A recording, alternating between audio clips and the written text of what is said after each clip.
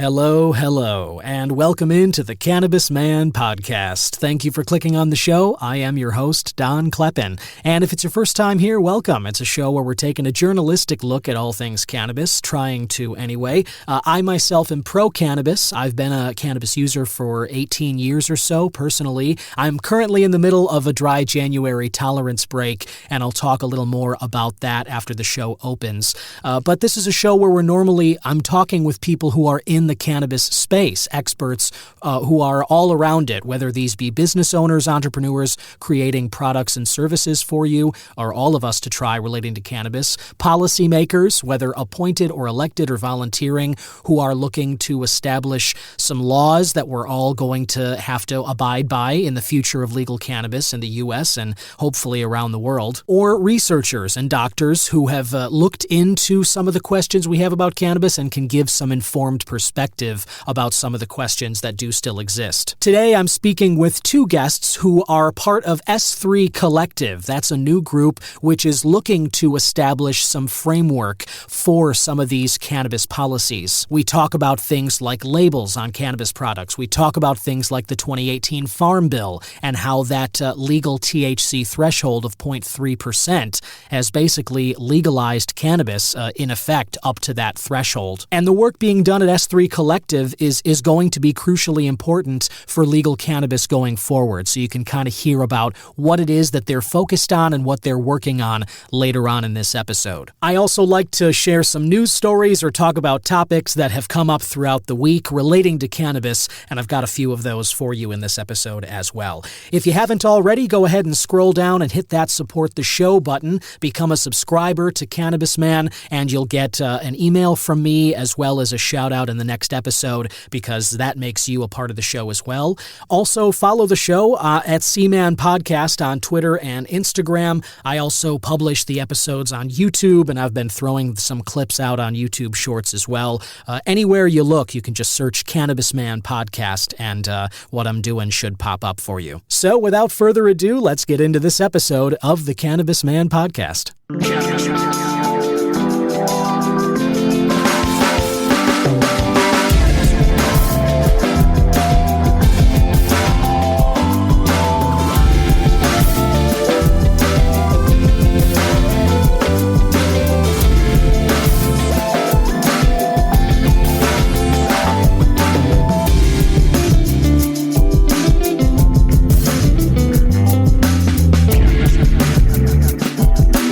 This is Tommy Chong, and you're listening to the Cannabis Broadcast.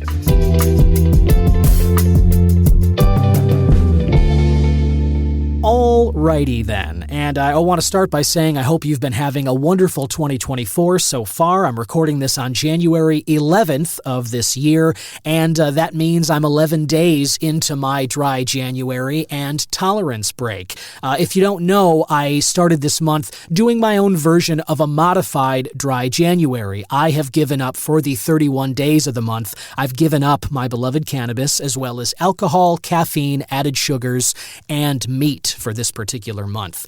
And I've had difficult moments, to be sure, but I have to say this week has been mostly pretty stress-free. I really haven't had as many problems. If you heard last week's episode, when I first started this, the first 2 or 3 days of January were pretty rough, and at first I felt mostly the lack of caffeine. That was something that I noticed with caffeine headaches. Other withdrawal symptoms included foggy brain. I felt groggy throughout the day. I was yawning by like noon. So that was kind of Tuesday, Wednesday of last week, but honestly, this week I really haven't had any unpleasant symptoms relating to any of these abstinences. It's been fascinating for me to sort of go through this, because the first time I did a month like this was 4 years ago, January of 2020. And I always say if I had known what was coming in March, I probably wouldn't have bothered at that time. But I remember that being a lot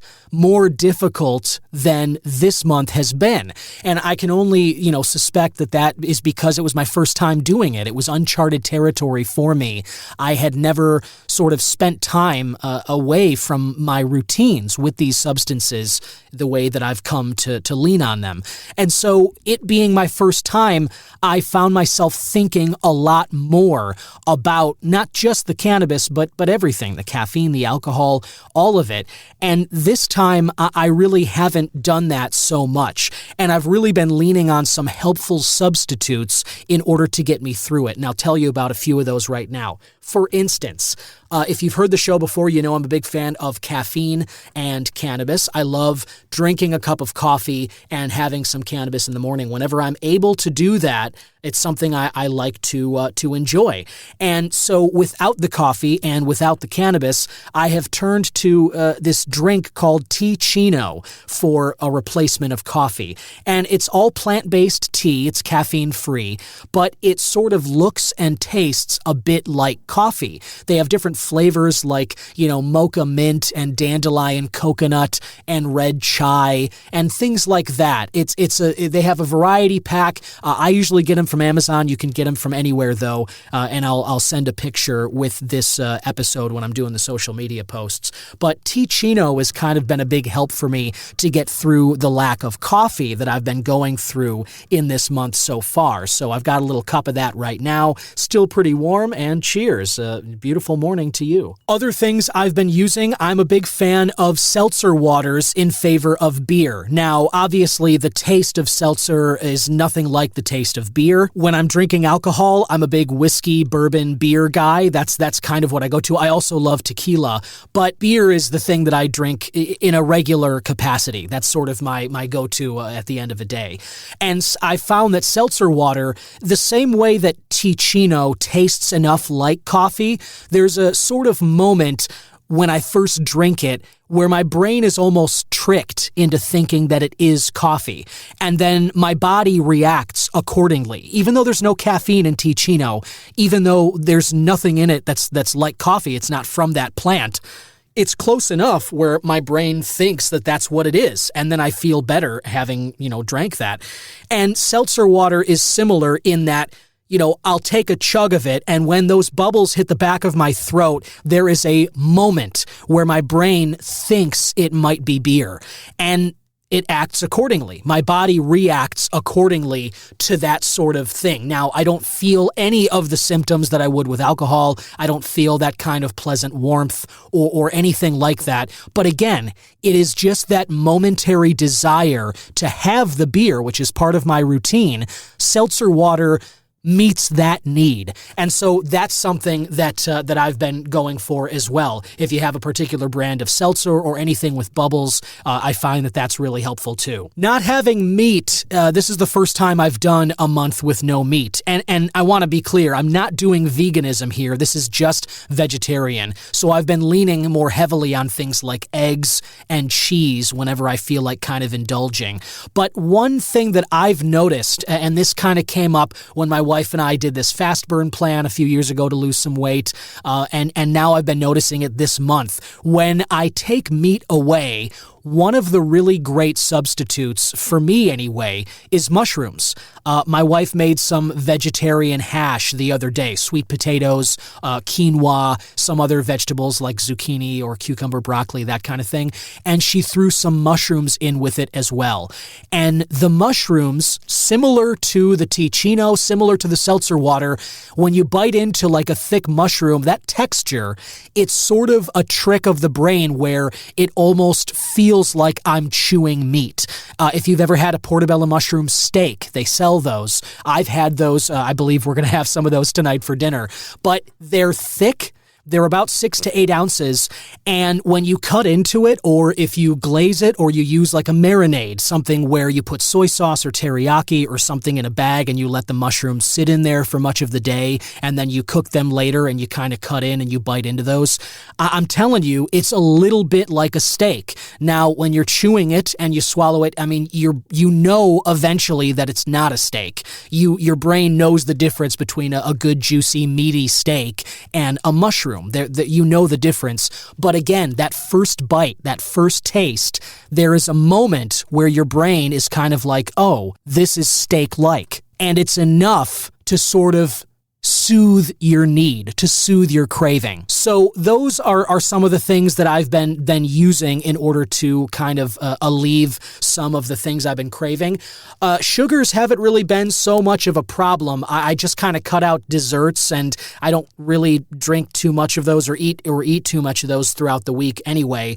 Now, one thing that I've been dealing with, obviously, I'm sure all of you know, leaning on cannabis for whatever reason, the unpleasant symptoms of anxiety, of stress, of anger, whatever you're feeling, and if you lean on cannabis for those like I do, that's a tough part of getting through a month like this. Now, I will say, I'm not thinking of it as much as I was 4 years ago. I think for whatever reason, I was looking forward to taking this break. I've wanted a little bit of clarity, so that's been okay, and I don't mind talking about it still. I don't mind smelling products. I don't mind thinking about which products I'm going to use come February. And by the way, I'm still looking for any suggestions you might have. If there are any strains, any edibles, anything that you have really been enjoying of cannabis products, send them my way. You can email me, host@cannabismanpodcast.com, or hit me up on any of the social media channels. But I am looking for some more that I can add to my list so that I can jump back into it as a cannonball style when February 1st hits. As a way of kind of dealing with those unpleasant symptoms, the negativity and all of that, what I've been turning to is I find exercise to be a huge, huge help. Now, I know that there may be some of you out there who groan when you hear that, but I'm telling you, there is a similarity to the high that you can feel from cannabis and the high that you can feel from exercise, whether you're running or lifting weights. That feeling afterward is similar. And so for me, I exercise every morning of this month. That sometimes I take rest days during the week, during a typical week when my routine is normal. But during a dry month like this, I'm exercising every morning. And sometimes at night, if I've had a pissy day at work or something, somebody gets in my face about something that I'm not really looking to talk about, I will exercise after dinner. That is my method of sort of working out, literally, the stress and frustration. I'm taking out my frustration on the weights, or I'm really taking it out kind of on myself by running or moving and sweating more than I would otherwise like to. Basically leaving my comfort zone and elevating my heart rate to the point where when I'm done with it, I do sort of feel almost a pleasant buzz like I just had a little bit of cannabis. So exercise is a big, big help. And whatever method of exercise you can find,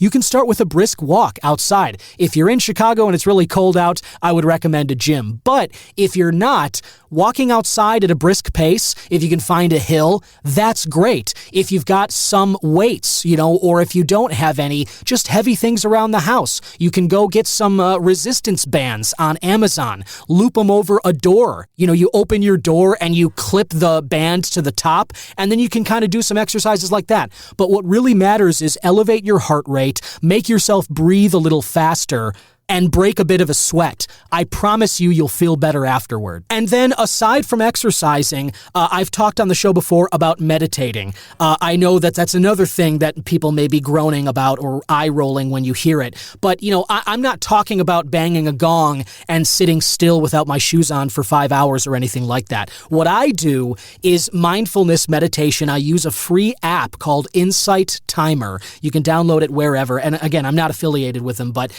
as I said, it's free. You can set up a little bed of sounds. Mine, personally, if you want to hear it, I'll give you a little example here from my phone. But what I do is I open Insight Timer, and I already have a preset routine. This one is 10 minutes long, and what I'll do is I'll put on my headphones, and I will go sit somewhere quietly. I'll usually be sitting by a window, and again, it's really cold in Chicago, so I don't have it open. But, in the spring, summer, or fall, I'll open the window so I can feel the fresh air on my face and get some light in my eyes through my eyelids. And then I will play my meditation bed through the headphones. I'll close my eyes, and this is what this is what I hear when I'm doing this meditation sort of session.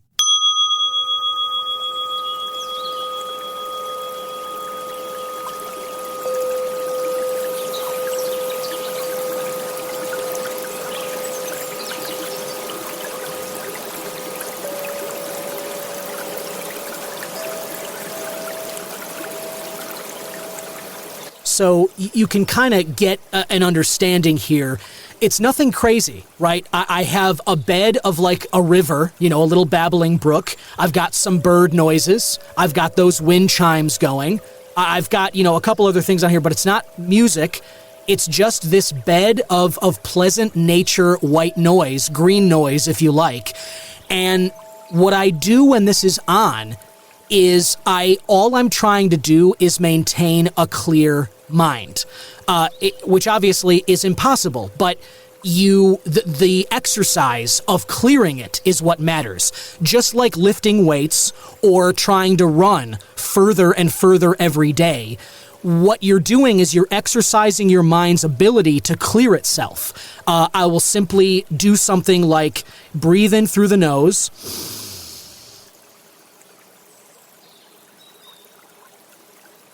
and then out forcefully through the mouth, slowly.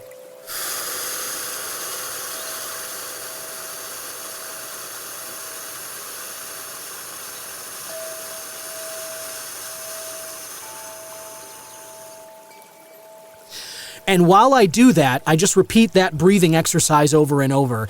And while I do that, I am just, whatever thoughts come up, because we all know the thoughts come unbidden, I just simply try and refocus on my breath, sometimes counting. When you're breathing and inhaling, you can count to 5 and then do the same thing on the exhale.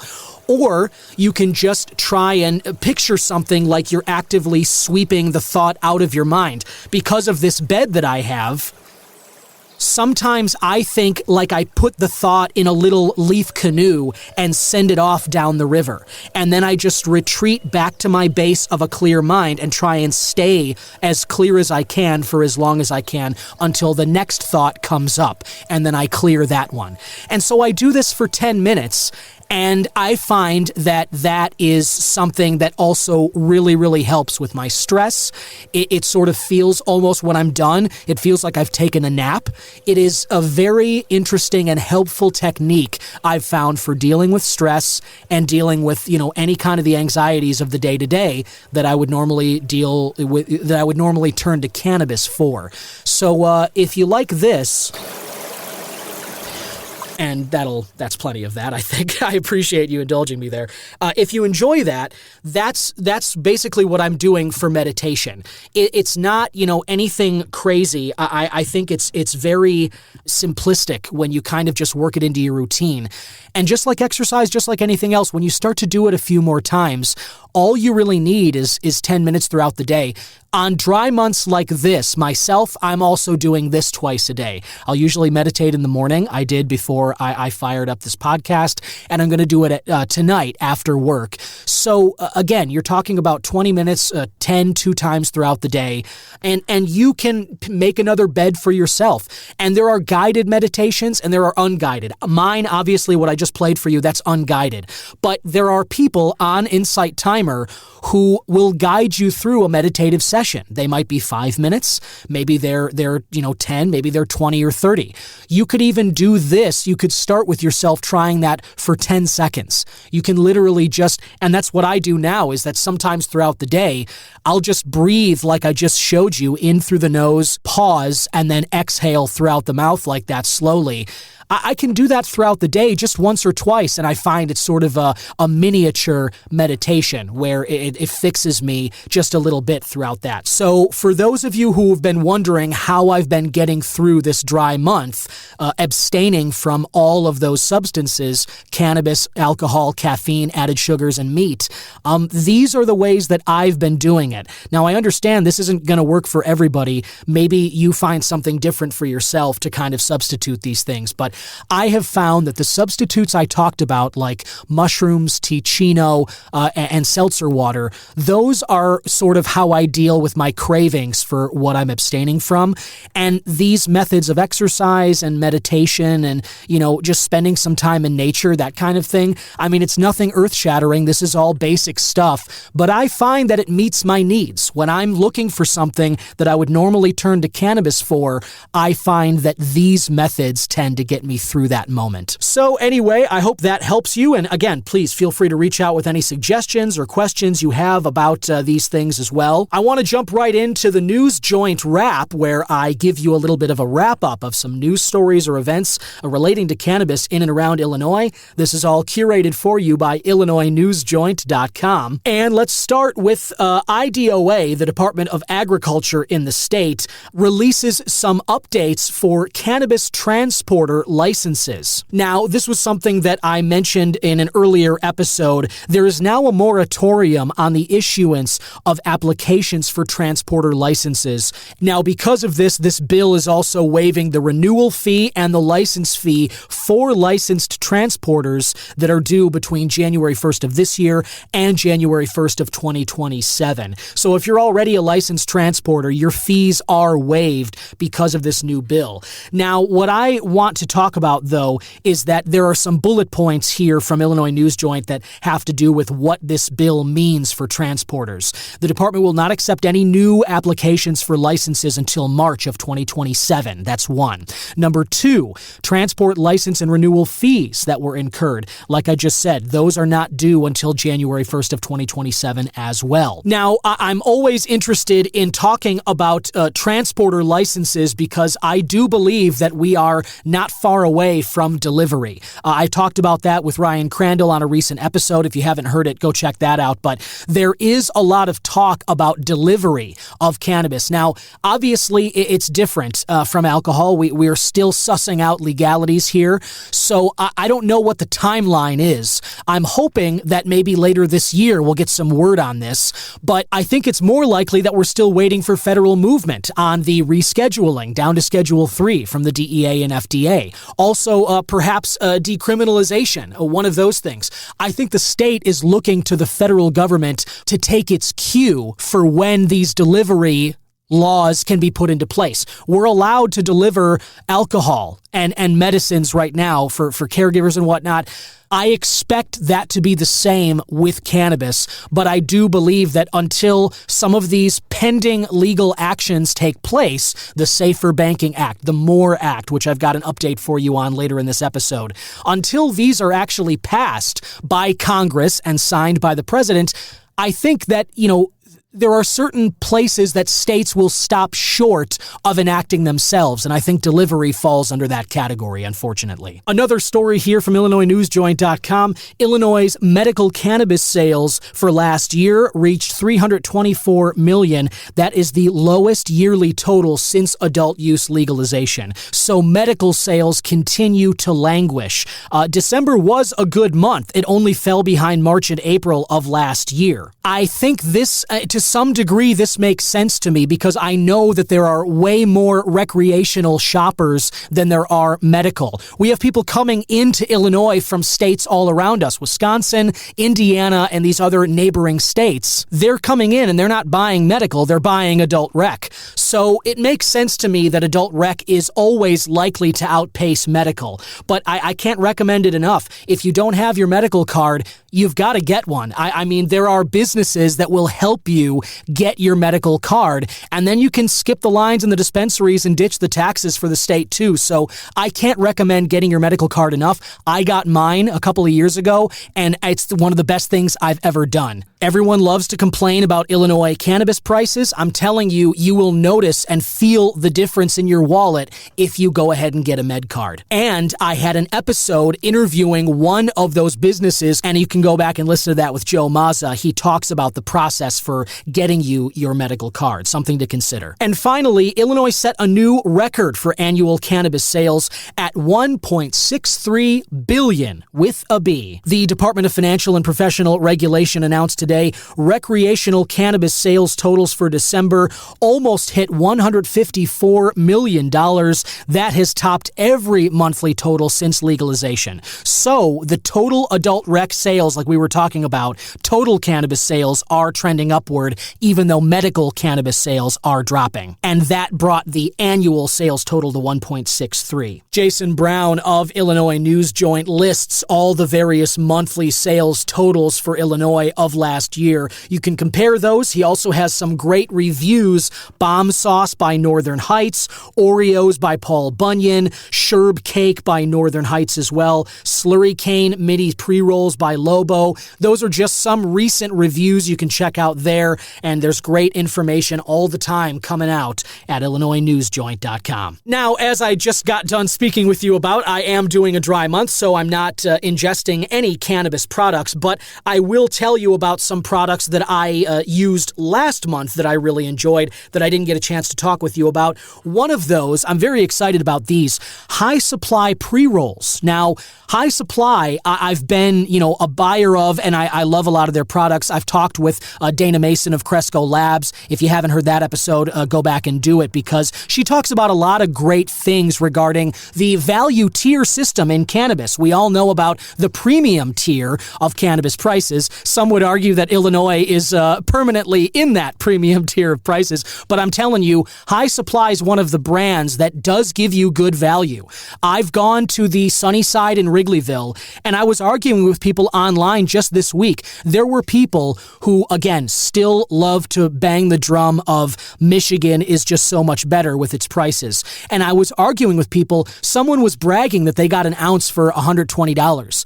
And I told them I got an ounce of some of the best I've ever had of popcorn from High Supply for $120 at the Wrigleyville Sunnyside just 2 months ago. So High Supply is a good brand, and I normally will go for their flower or their popcorn buds. You can usually find a great sale on those, but I had never seen pre-rolls from High Supply until last month. So of course I went ahead and bought a few, and the ones that I grabbed this time are Rollins. That is the brand of the cannabis flower that the pre-roll package had.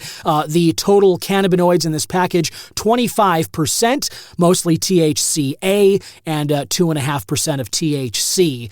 And they don't list the terpenes on this package. A lot of cannabis products don't, and that's something that I hope will change, and you'll hear a little more about that in my interview with Alena and David coming up from S3 Collective. We talk about labeling practices for cannabis products, and something that comes up is, hey, terpenes are important. We all know about the entourage effect or the ensemble, if you like, but the fact is we've known for a while that when you try to isolate cannabinoids from one another, the effects and symptoms that you feel are not always the same. People have tried to isolate a terpene that gives you the munchies and just have that on its own, and it doesn't necessarily work that way. Cannabinoids work best in tandem with one another, and that's what's so great about cannabis. You have hundreds of these compounds kind of doing this dance or playing like an orchestra in your system where it's all coming together that way. So I'm hoping that we're going to start to see not just the practice be normalized of putting terpenes on labels, but I would like that to be the standard, and that's something, that's the kind of work that S3 Collective is doing, and you'll hear about that again coming up in this interview.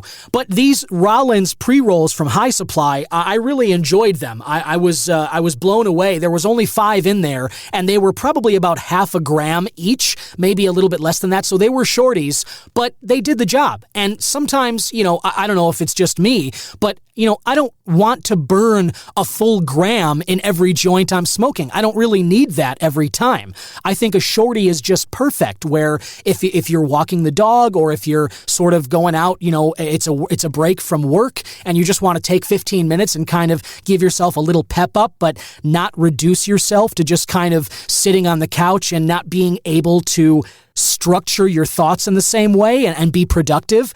I like the shorties, and I also lean towards sativas for that exact reason. But these High Supply Rollins shorties were pretty great, and I thought the price point was good too. I remember paying about $22 for this package. So 5 joints for $22, I'll take that anytime. Another thing I got was also High Supply, some popcorn last month, First Class Runtz. This package had 22% of cannabinoids, again, 21.5% 1.5% is THCA, only 0.5% was THC. This particular package was harvested in July, and it was packaged in September. I did notice this package of popcorn was a little bit dry. Now, I talk about the period between harvest and use of the product. Obviously, their disclaimers on the labels tell you that a year from the date of packaging. I think that's giving it a little too much time. I mean, depending on how you store the product, you could smoke cannabis that's a year old and maybe it's still pretty good. But in my experience, especially if it comes from a dispensary store shelf, you really don't want to get beyond that 3 to 4 month period. And, since this was harvested in July and I smoked it in December, it was dry. That's about a 5-month difference, and I noticed the dryness. So I tell everybody, look at your date of harvest, look at the date of packaging, and you really want to stay within that sweet spot, the good range of 1 to 3 months. I think if you get it inside of 90 days from packaging, I'm telling you, for my money, if it's 5 months or beyond, I think you're going to notice a difference in quality, and I certainly did. I like the taste of First Class Runtz, and I do want to get another fresher package. I look forward to trying that, but just so you know, what I did get this time, this popcorn of First Class Runtz that was harvested in July that I used in December, that was dry. And I notice when that happens, it is a little bit of it does take my experience down into the negatives. So I just wanted to let you know that that's something, again, to be looking for is your harvest date. One final note here before we get to my interview with David and Alena of S3 Collective. I found an article this week from Block Club Chicago. I'm a big fan of Block Club. I think the work that they do, local journalism, it's really some of the best coverage around Chicago that we have. And if you're not familiar with them, I highly encourage you to check out their website, blockclubchicago.org, and just check out some of the neighborhood by neighborhood coverage that they have going on. Really, really deep and detailed stuff. And this kind of local news is huge, especially for a big city like Chicago. But the reason I'm bringing them up is because while I'm going through this dry month, no alcohol, cannabis, added sugars, caffeine, or meat, I mentioned the seltzer water is kind of helpful for me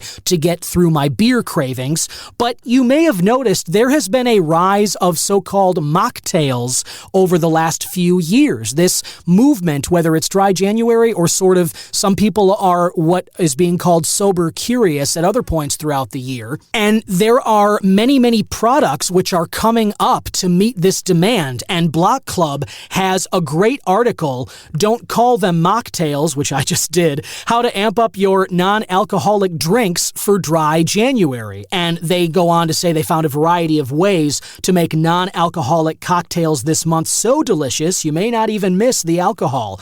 And I haven't tried any of these yet, but they mention a few different options here. The article goes through and gives you some products that you might be interested in. There's one here called Seed Lip, for example. I looked at their website. I almost bought a bottle yesterday, but the price is the exact same as a bottle of liquor. It was like $31 for a 750 milliliter bottle of one of the Seed Lip alcohol substitutes. But I can see why. They have no alcohol, they have no sugar. A lot of their bottles don't have calories either. They do things like they blend peas and garden herbs like rosemary, thyme, and spearmint. They have another product for citrus lovers, Seed Lip Grove, that has orange, lemon peel, lemongrass, and ginger. So that's something right there you might look into. There's another one called Ritual, Zero Proof Spirits, and Block Club says they're surprisingly similar to the real thing. I looked at their website yesterday. They also have calorie-free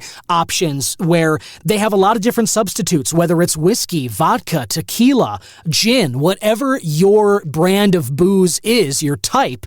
It seems like Ritual and Seed Lip are some companies that are basically trying to, come up with some non-alcoholic options that basically, again, as I was saying, sort of trick your brain so that you're not feeling like you're not not having these things that you want. Then the article goes on to kind of give you some recipes or some recommendations from bartenders. Someone talks about not making your mocktails too sweet. They go the savory route. One man says here that him and his wife have been trying sort of like a teriyaki-style cocktail by balancing things like savory rather than all the time with like fruit, sweet and sour, or bitter. They're easy to do, but one thing that he mentions is using rice water, similar to rice wine. It's fermented but without alcohol. That gives you kind of a savory umami note to your cocktail. So there are these things that are out there that, if you're not doing a dry January or you've never, played around to be sober for any length of time, you might not have considered these alternatives. But we live in an age, again, January of 2024 here, and I talk all the time about how the world's changing in regards to cannabis and such, and I've got some really great news on that front too. There are some THC-infused beverages that basically you can make cocktails with, and instead of alcohol, you put THC in there. I'm going to be reaching out to some of those companies and try and have them on the show so we can talk a little more about some other alternatives that use cannabis instead of alcohol, which is something that I'm always in favor of. So that's something that I wanted to tell you about. I will share that Block Club article on the show pages in the description like I typically do with articles I talk about, and I encourage you to check that out if you're ever exploring a non-alcoholic period, whether it's January or any other time throughout the year. Listener, welcome back. I am very excited to speak with my next guests. This is a double-up interview. Sometimes, if you've listened to the show, I'm sometimes a fan of doing this, but I'm speaking with two people who are involved in a group that is doing some really important work here. They are looking to use scientific research and standards to build an objective global framework that enhances the quality and safety of botanical products. And as you can imagine from listening to this show, that those botanical products would include cannabis.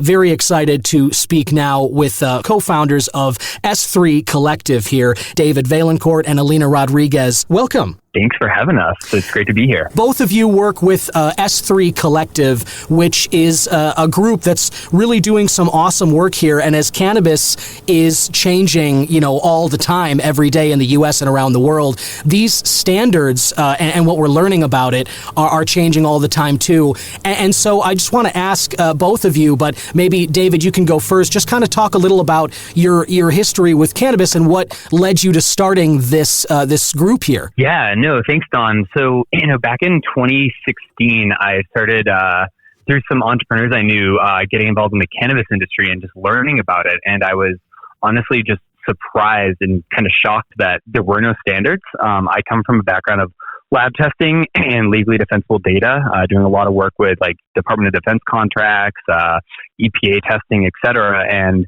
it just blew my mind that there was no standardization around, product safety. And next thing you know, I learned about this organization, ASTM International. Had no idea what it was. It's 125 years old now, has been provides the framework to develop consensus standards for industries all over the world, from, railroad tracks. Imagine back in the late 1800s when trains were literally actually falling off tracks because the quality and consistency of the steel was incredibly variable, and we needed a standard to ensure that was not a problem. And so they formed Committee D37 on cannabis, and I showed up to the first meeting in June of 2017 in Toronto, Canada, and kind of the rest was history. I was hooked on seeing this as an amazing, viable pathway where folks can really leave their mark and develop an industry-led solution with regulators, public health and safety experts at the table. That is really exciting, hugely important too, as you said. I mean, this is kind of the way that we go about things. New industries start or new products become available.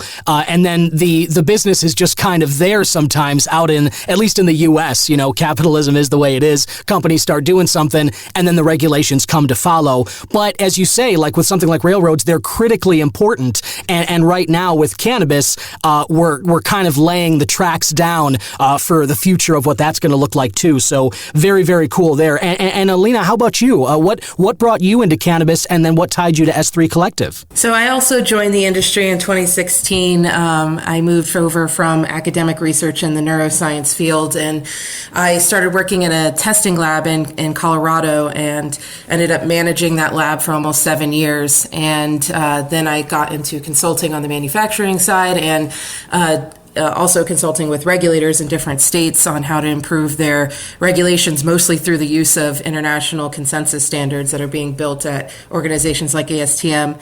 And I joined D37 in 2018 and just quickly fell in love with the community that is there. It's a group of industry competitors, consumers, and regulators, and we're all there to build consensus on bare minimum standards that we should all, adopt in our own businesses. And then the goal is that the government will come in and say, those standards that you guys are, using, they are working, they're keeping people safe, and so we'll just adopt them in our regulations. So that's what's happened in other industries, as David pointed out, the steel industry, food industry, pharma, oil and gas. They all started with self-regulation through these consensus standards, and then the government came in and adopted those standards. So, we're sitting at a perfect moment to be able to do something meaningful as a nonprofit. So that's why David and I co-founded the S3 Collective, which stands for the Standards, Science, and Safety Collective. As we look towards interstate and international commerce, the only way we're going to get there is through a harmonized approach utilizing these consensus standards. The whole goal is to just keep people safe, not only the people who are consuming the products, but also the people who are manufacturing the products. Right. Great point. And thanks for spelling it out that way, too. I do think that there is something critically important about that. And that's something that you're starting to see little stories pop up in terms of how those standards can impact not just the users of the products, like you said, Alena, but also the creator, the manufacturers of these products. I know this is a one example of all the hundreds of thousands of cannabis products that have been made over the last few years. I know there was a news story out earlier this year where somebody working in a factory in the Northeast, the details escape me on it, but somebody who was packaging cannabis products actually died in the plant, and so that's what I think of when you kind of mention how important these standards are for manufacturing as well as for the end users.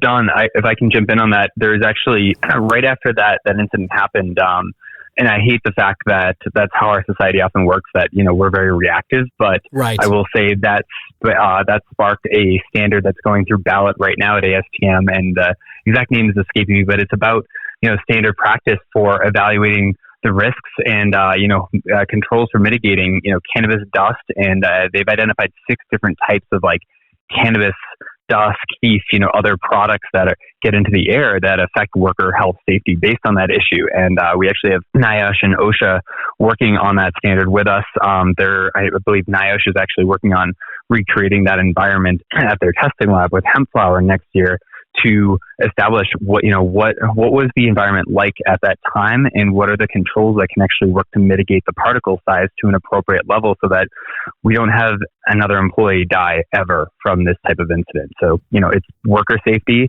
it's consumer safety, it's patient safety, it's risk mitigation for the entire industry that is struggling for normalization, right, as we go through these growing pains. Right, absolutely. And I'm glad you said that. I know that there are people who are going to hear that are thrilled that work is being done, because as you say, we are a reactive society. It can be, kind of discouraging sometimes that it takes such a dramatic example like that in order to kind of, break through I'm not sure, the stagnancy or whatever, but that's great that you guys already kind of have an operation in place, because obviously we're already struggling to fight against the lingering stigma from the last century about cannabis. I talk about it on the show all the time. Reefer madness, still alive and well, unfortunately.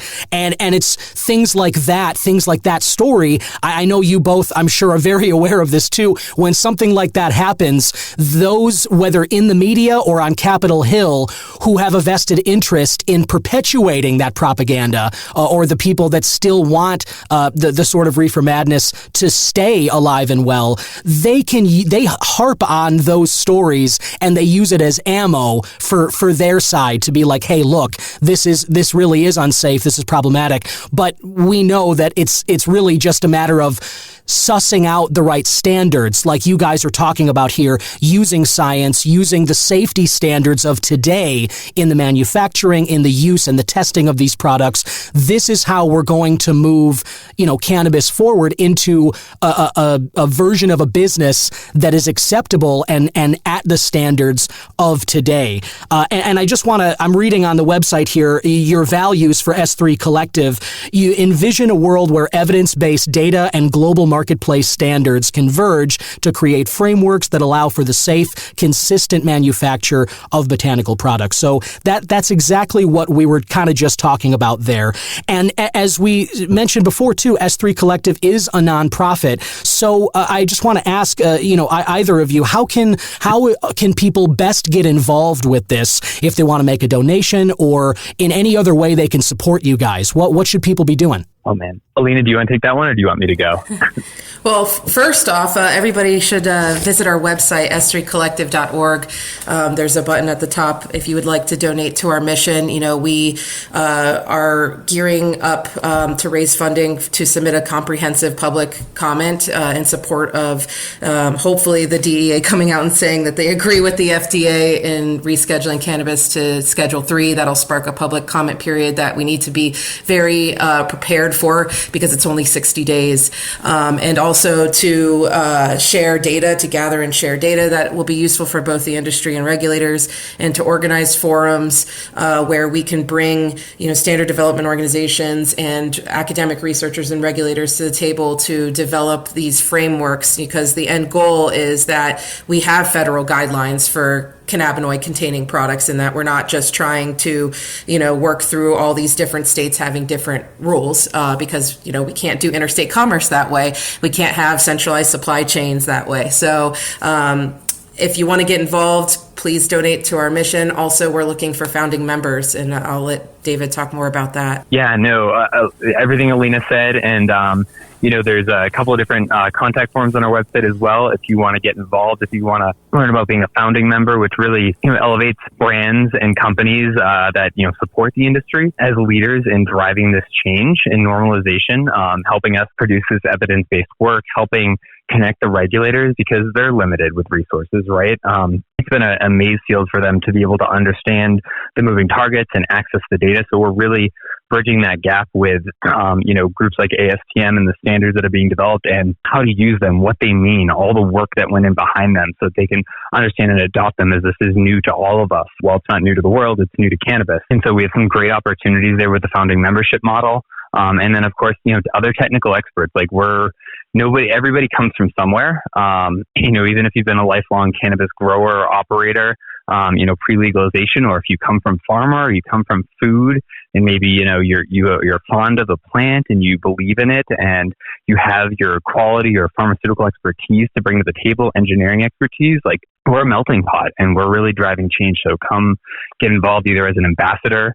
We're looking for volunteer experts in our committees. And of course, I think, as Alena said, funding is the biggest thing. As a nonprofit, we're really focused on getting funding raised so that we can carry out this work and amplify our mission and help the industry. Right on. Yeah. Great points, both of you. Thanks for spelling it out that way. So just to recap, listener, head to S3, S letter number 3 collective.org. And you can see there's a make a donation button right at the top. You can read more about the group, who they are, and some other events that they have coming up, as well as some of the things that they're working on. Speaking of that, you guys both touched on some really important things coming up. You mentioned what you're working on now in terms of with OSHA and manufacturing standards, stuff like that. Alena, you also talked about how the FDA and hopefully they will, that the DEA and FDA will get together and reschedule cannabis. We're all waiting on pins and needles for that announcement to come. I know that's something that we're all very excited for here.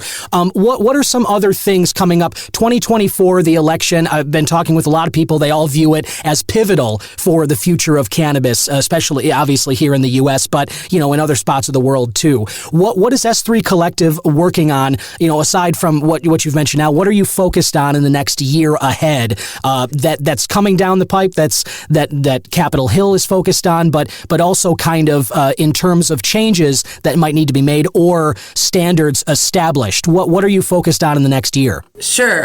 So in the next year, we're obviously super hyper focused on this rescheduling initiative. It's a super important moment in our industry where after 53 years of deeming cannabis having no medical value and being, super risk for misuse and abuse, now, the FDA, a leading government organization, came out and said, hey, we think it should be Schedule 3, which means that it has a lower potential for abuse than opiates. I think that's just a huge thing. And also that's them admitting that there is medicinal value. So I think, the election next year, also the increase of cannabis markets statewide. I mean, we have 39 states who have markets. I think that we're just, we're moving in this direction where legalization is going to be, there's no other option, right? At some point. And so we're working on, that rescheduling initiative. We're also working on, because when and if that happens, there's going to be a need for data collection to inform standards and to inform a regulatory framework. That's just going to be an impetus for, we need federal guidelines. So where are we going to get that from? And so the S3 Collective is working on, converging the scientific research with standards and safety best practices so that we can create that framework. Because it's not just about testing, it's about labeling and age gating and, determining intoxication, and those sorts of things are part of that regulatory framework. Right on. Yeah. David, if you want to dovetail on that, go for it. Sure. Yeah. I cannot double, triple, or quadruple down enough on the rescheduling window. I know there's a lot of valid concerns around what that means. And the way we look at it is, it's the first time since the Controlled Substance Act was, approved by Congress in 1970 to actually get a robust and accurate scientific evaluation of the medical and scientific potential of cannabis. And until now, it's been in Schedule 1. So the mere fact that it would be in Schedule 3 and say to the world that the leading global health agency, the FDA, has concluded that it has medical benefits is just so paramount. But that's just a starting point, and that's where that window of public comment period is going to be so critical to get those statements onto the record with the scientific evidence. Conducting a very thorough review of everything since essentially 2016 when it was last reviewed is one of our main focuses. And then from there, think about even going back to natural products and dietary supplements. Folks may or may not be familiar with DSHEA, which was in 1994. So think back pre-1994, the supplements, whether it's turmeric or your vitamins that are, on the shelf at your local grocery and, stores and Walgreens, et cetera, those were illegal. Those did not have a legal framework, right? It was not a drug. You had to go through clinical trials, or it was a food, and it was neither. And that led to DSHEA in 94. It took 13 years to get the majority of the framework on how those are regulated into operation. Wow. Through, so think about all that, and all right, there's going to be an uncertainty period between, we've got a long road to get to a federal framework, but developing the standards will accelerate that and allow states that already have a huge leg up, with 39 states having a framework, to start to harmonize those. And we've been working with several states already. I'm a regular speaker with CANRA. I'm a huge fan of them as the Regulators Association is trying to bring all the states agencies together, and they know that this is a necessity for the future. Is it easy? Of course not. It's a complex minefield of politics and opinions and perspectives, but we're really helping to solve that issue. So if you think about rescheduling is like priority number one, addressing the minimum standards and the framework that we're going to need, that we can't wait 13 years on, and nobody wants, and I don't even think the FDA wants to just come in and say, here's what you have to do. Like, they want help. They don't want to have to be the bearers of bad news and put something together in a vacuum. So this is really our opportunity. And it even, relates to the intoxicating hemp marketplace that has risen since the Farm Bill. And right. I see it as the opportunity to be like a great equalizer in terms of establishing minimum standards, no matter what type of product. If it's intoxicating, have a universal warning symbol on it. That's low hanging fruit, whether you're in the dispensary or gas station, which, there should be age gating, et cetera. We've got to create that so that we don't have a backlash of unintended consequences with some sort of like regulatory like shutdown from Congress or whatnot. I mean, even just to imagine, like David, what you were saying, think about the marketplace for substances now. I mean, it seems like everybody has their substance of choice, whether that is things like turmeric, whether it is like saffron, if somebody likes, or if it's stuff like metformin, or, you know, the more anti-aging stuff or whatever. Like, people have different things that they want to take, and imagining that those were all illegal as recently as 94, and then that it took 13 years to get a market figured out and regulations figured out so that we can enjoy having those on store shelves the way that we do, along with nutrition labels and the kind of standards that you can expect for those. I think that's crucial. And as you said too, nobody wants to wait that long for cannabis regulation. That's unrealistic to sort of think, okay, great, now the DEA does reschedule. They admit what we've all known, and we still got to wait over a decade for them to kind of suss out the rules. I don't think anybody wants that. I think you're absolutely right there. One other question: you're talking about the establishing, watching different states, having the states work together, and because we are in this state by state legal patchwork where every state is like its own island of cannabis law, and there is no interstate commerce as of yet. I'm curious. Alena, you mentioned you started in Colorado. I'm always interested and I'm fascinated in how the different states are rolling out their cannabis policies. I look at Michigan nearby. I'm here in Illinois. A lot of the complaints here in Illinois are like the prices and whatnot, but I always talk about the quality of the products that we have here. I'm curious. We'll start with Alena, and then David, you can pick it up. But what states are you guys, if you have an answer to this, I don't know if any states stand out as like they're doing it the right way, but I'm just curious, are you eyeing any states in particular in terms of future policy foundations and such? So, as we know, each state has its own regulatory framework, and we also know that regulatory framework in each state changes annually, maybe even 2 or 3 times in the year. Right. The state will release emergency rules or new proposed rules. So, what we're looking for, not any state in particular, but all states to start adopting these consensus standards that we're creating in groups like ASTM D37, Committee on Cannabis, right? So we're seeing, as the state markets mature and learn, just as, we learn and evolve as an industry, they're starting to pick up these standards and adopt them. For example, just this past year in Colorado's Marijuana Enforcement Division rulemaking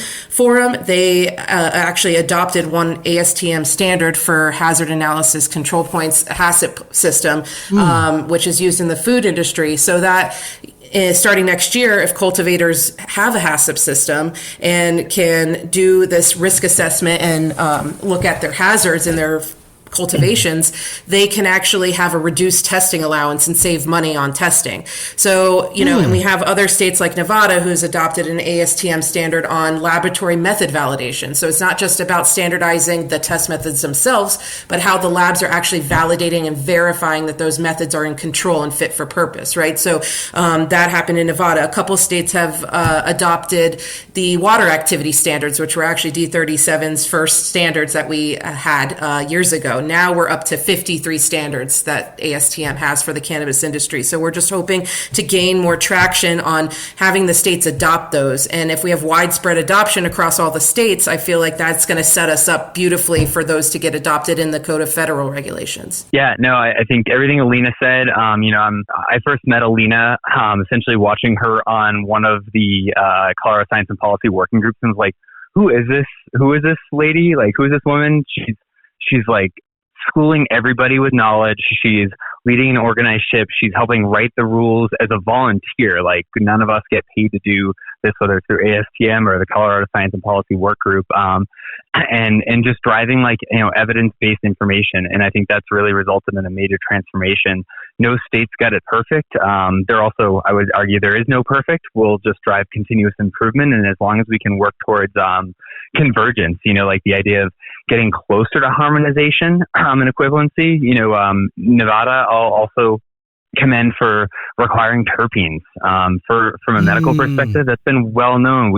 Every cannabis aficionado talks about the entourage or the ensemble effect. Well, right. Why don't consumers have access to the terpene data to make those decisions and understand how it may affect them?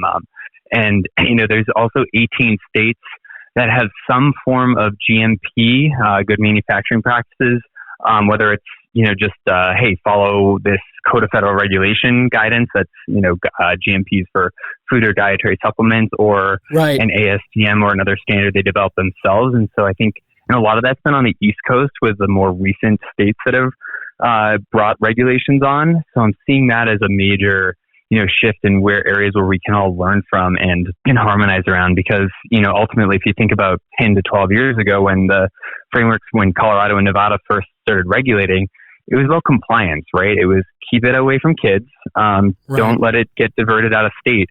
It was not about safety and quality of the product. And now we're realizing that mature industries have to be safe. And the regulations are starting to catch up with, as Alena mentioned, emergency rulemaking, and annual rule processes. So, yeah, there's a lot of room for opportunity and growth, but there's also a really strong framework out there today. I'm glad you said it that way, too, because I think, there's so much excitement about cannabis. We read every week these new polls of how 70+% of the country's on board with legalizing and all of this. But at the same time, there are enthusiasts, people who have been in the space for decades already. There are people who I think get hung up on that it's not perfect. There are people who they continually wish or stand on the sidelines because it's not matching up with whatever vision is in their head as to what legal cannabis should be. And I think the way you pointed that out, David, that, it's never going to be perfect, and nothing is. I mean, what do we have in this world that is perfection? It's unattainable, but that means we can always improve. And I think looking for ways to always improve, and as you guys both said, kind of settle on some universal standards and have all the states converge on a sort of roadmap that we all agree is in everyone's best interest. I think that's fantastic. And obviously the work you guys are doing at S3 Collective is toward that end. So I think it's fantastic. One final question for you both. We mentioned the hemp farm bill of 2018. I believe I was just reading that's been extended for another year. And so I'm just curious. We talk about some of these the products that are covered under that hemp bill. I've mentioned on the show earlier in the year, my wife and I were on honeymoon on Maui, and I was able to go to a bunch of different places because they were selling products that were under that 0.3% THC threshold. And I'm just curious, what for S3 Collective's perspective, what's good about the farm bill as it is, and what are some of these improvements that we could look toward going forward? Oh geez. Well, if I were to put a positive spin on it, I think it has forced us as a entire country to really rethink cannabis policy, because it while the Farm Bill did explicitly preserve the FDA's authority to regulate the end products, the Farm Bill was really only about the farmers and the agricultural production of that commodity. But it's now opened up this can of worms where, the argument is fairly valid at this point until proven otherwise. It has legalized marijuana, with this 0.3% loophole, right, as it's been called. And so we now have a marketplace that's, I think, $25 to $30 billion at last count from a report by Whitney Economics, where that's the intoxicating hemp or the hemp CBD derived marketplace. That's larger than the aggregate of the state marketplaces at the state by state cannabis regulated marketplace, adult and, medical use. And these don't have any regulations. So these products have no oversight. And that's what scares me, is that, there's been so many more adverse events. There's been more adverse events of these types of products reported in the federal database, which is a major underrepresentation, because if anybody's tried to navigate federal government databases, their submissions, I think you can agree, good luck. It's a little clunky. But there's been more reports there in the last, I think, 3 years than in the last 30 years combined. And that's related to a lot of these impurities in the Delta 8 products and others. And so we really need to double down, because as consumers, it's easy to just have the assumption that you go into a grocery store, convenience store, or any sort of brick and mortar. Of course, it's a safe product, right? Somebody's overseen that, and that's just not the case for these products. So we really need to address that before, because the cat's out of the bag. It's not going back in, but we need to have some minimum standards to protect consumer health and protect a potential rollback of prohibition. That's my biggest concern that I think a lot of others, including attorney generals that I've been working with, see as like what's going to happen if we don't get this addressed. Totally. Great points. The way you spelled that out there, it makes me think like you're right. People go into these off-brand CBD shops, which have popped up all over the place. I've probably got 5 or 6 within like a square block of me in Chicago right now. And you sort of think that like, oh, hey, someone's got to be looking at these. These are just Aldi brand knockoffs. Like it's just not name brand. Yep. That's the only problem. But as you say, that's not the case. Like anybody can kind of sell, as long as it's under that 0.3% THC, they can kind of sell whatever they want to, and that's where you get obviously tricky. There have been stories over the years. I got a lot of family in Milwaukee, and I remember years ago them talking about Delta 8 products, and there was a bad rash of them, and people really suffered from that. So I think that's a really, really great point. Alena, what are your thoughts about same thing, just in terms of that hemp bill or looking ahead? What are some things that maybe we can use in terms of framework, or maybe that desperately need to change from it? Yeah, I mean, I think, some parts of the cannabis and hemp industry are a little disappointed that the Farm Bill got extended to 2024. But I also think it provides us, more time and opportunity for the hemp and the cannabis sectors to come together, because at the end of the day, we are a collective cannabinoid containing product industry. We both have products that have cannabinoids in them.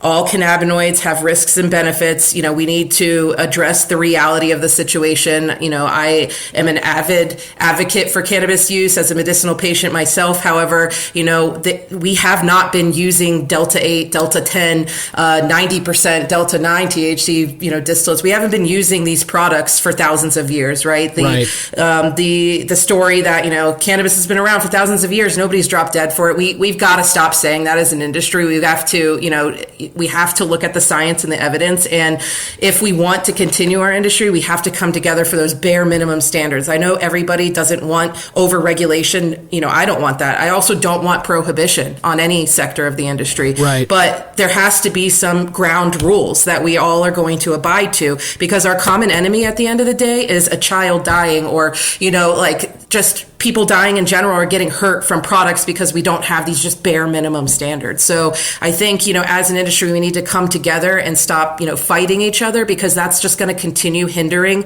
the progress that we've already built upon the Farm Bill.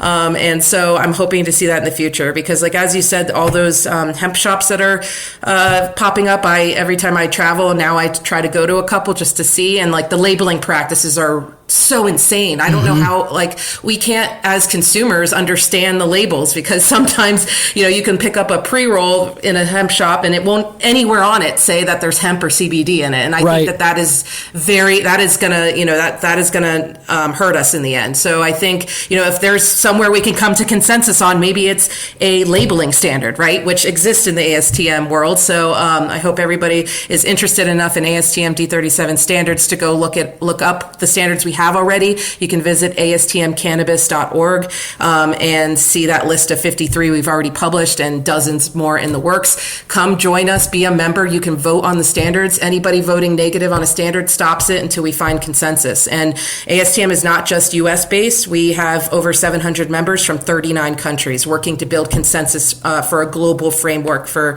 quality and safety of these products. That's really great and well said. And as you mentioned, listener, you can head to that website and check out the list there, because, as we talk about it on the show and we've been talking about it during this interview, I get that, we've come from this wild west of where everything that happened with cannabis was under the veil of criminality. There was no regulation.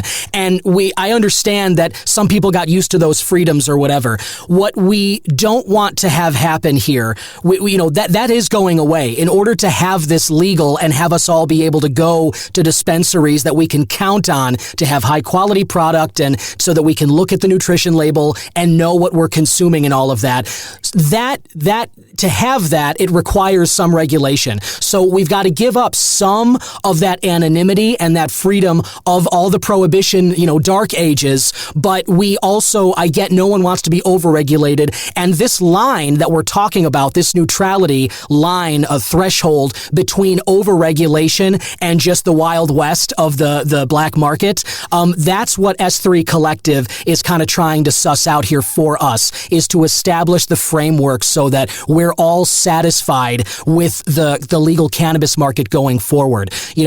That's what we all want, a future with legal cannabis that we can all accept and be happy with. And it seems like the work that's being done at S3 Collective is on that front. And thank you both so much for jumping on today. Listener, head to s3collective.org to find out more about the work that David Vaillencourt and Alena Rodriguez are doing every day to help us all get toward the future we want to be in. Thank you both so much for jumping on today. Wow, thank you so much, John. This was amazing. Yes, thanks for having us. And there you have it, listener. I want to thank again my guests, Alena Rodriguez and David Vaillencourt of S3 Collective. The work they're doing is really important, and I believe we'll be hearing more about that work in the weeks and months to come. This year, as we said, 2024 is a pivotal year for the future of cannabis, not just here in the U.S., I believe worldwide, because like many things, the U.S. is a leader on this cultural front, and I believe there are many countries that will take their cue from what we do,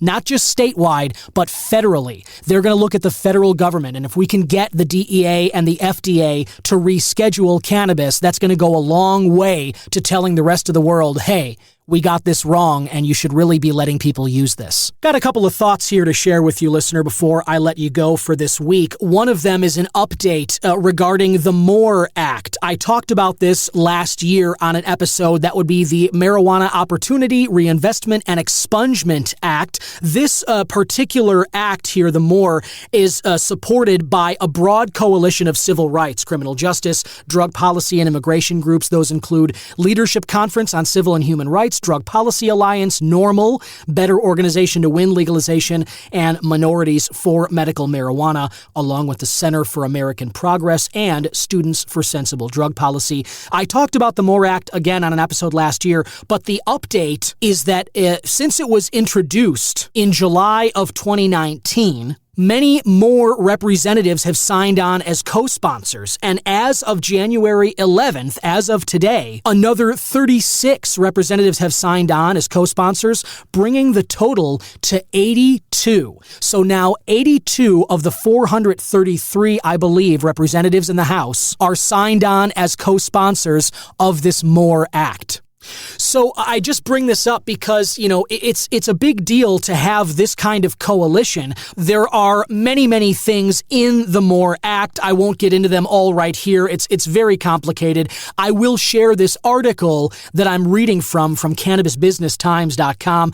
I'll share the article with you, and you can kind of look at the specifics for yourself. But the most important thing to note is that it would end the federal prohibition of cannabis. Not just rescheduling, but ending the prohibition and decriminalizing it fully. So that is something I think that we can all get behind. That's something that we'd all love to see.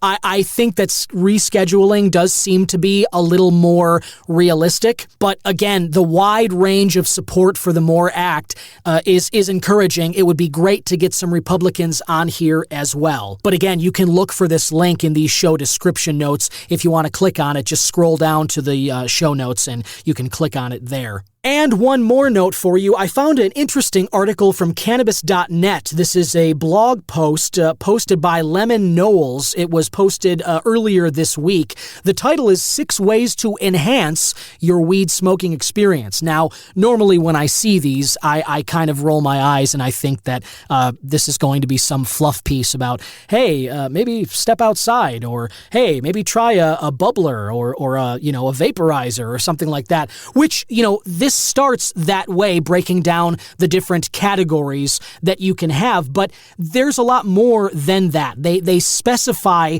an enhancement in terpenes. They talk about consuming the appropriate food to go along with your cannabis.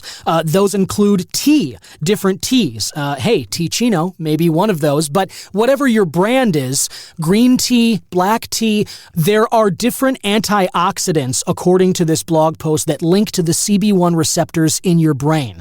The interaction allows the calming properties of cannabinoids to be more effectively experienced. So tea and cannabis go very well together, if you didn't already know that. Another thing they bring up in this article, dark chocolate can have a similar outcome, particularly those with 72% or more cacao content. Besides antioxidant properties, it also slows the breakdown of anandamide, a bliss-inducing brain chemical named after the Sanskrit term for joy. Hey, I didn't know that. I guess that's ananda, maybe anandamide then. This action, they say, prolongs the duration of your high. So tea and dark chocolate.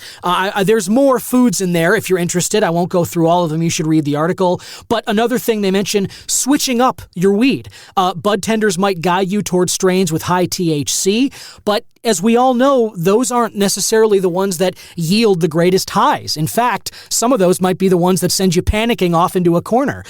The entourage effect, which I talked about earlier in the show, it explains the cooperative impact resulting from the combination of phytonutrients, plant compounds, cannabinoids, and terpenes. This is why it's so important to have terpenes and cannabinoids on labels of all our cannabis products. That should be a standard, and I loved hearing that S3 Collective already has that on their radar. And there's more great information like this in this article, so I'll also share this one in the show description notes as well. So that's going to do it for me on this episode. I hope you enjoyed the content that was here. If you did, please scroll down and become a subscriber to the Cannabis Man podcast. You just click on the support the show link under the description notes, and it'll take you to a page on Buzzsprout, and you can become a subscriber there. If you have already, I really appreciate it. And if you haven't, please think about it if you thought that I brought any value to your cannabis experience today. I'm doing the show on my own as best I can, and any support I get from anyone is very much appreciated by me.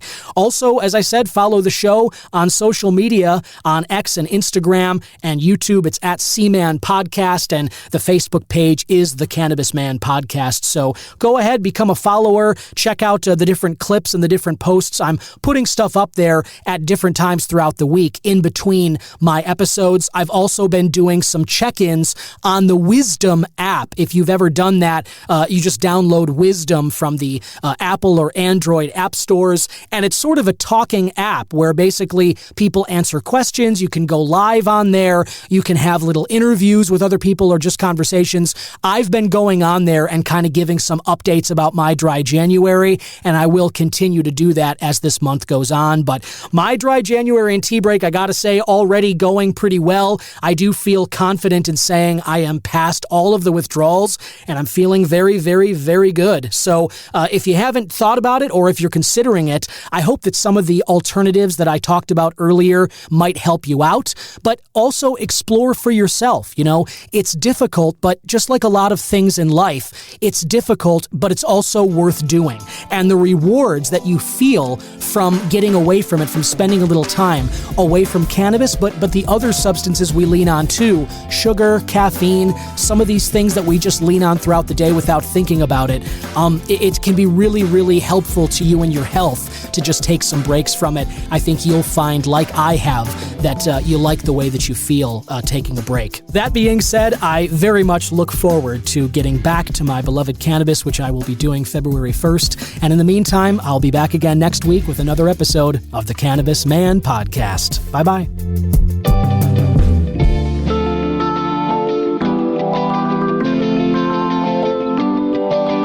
Cannabis Man is 100% originally crafted by myself, Don Kleppen. Original theme music written and composed by Yusu Kim, aka Goodson.